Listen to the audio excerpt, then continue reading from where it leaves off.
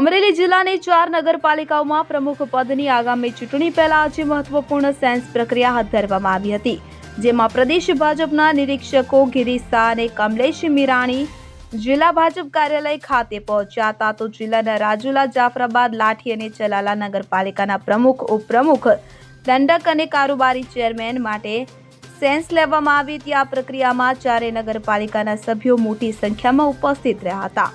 આ દરમિયાન નિરીક્ષક કમલેશ મીરાણીએ જણાવ્યું કે સ્થાનિક સ્વરાજની ચૂંટણીઓમાં ભાજપનો વિજય થયા બાદ પાર્ટી દ્વારા તેમને નિરીક્ષક તરીકેની જવાબદારી સોંપવામાં આવી છે. સિનિયર આગેવાનો સાથે ચર્ચા વિચારણા કરીને નામો નક્કી કરવામાં આવશે. ત્યારે આવતીકાલે નિરીક્ષકો પાર્લામેન્ટરી બોર્ડમાં રિપોર્ટ રજૂ કરશે. ત્યારબાદ પાર્ટીના નિયમો મુજબ આગામી દિવસોમાં યોજાનારી ચૂંટણી માટે મેન્ડેટ આપવામાં આવશે અને હોદ્દેદારોની સત્તાવાર નિમણૂક કરવામાં આવશે હોવાનું જણાવ્યું હતું. Bureau report CN24 news. હવે જુઓ દેશ દુનિયાની તમામ ખબરો તમારી આંગળીના ટેરવે. ઉઠાવો મોબાઈલ અને Google Play Store પરથી ડાઉનલોડ કરો અમારી CN24 ન્યૂઝ મોબાઈલ એપ.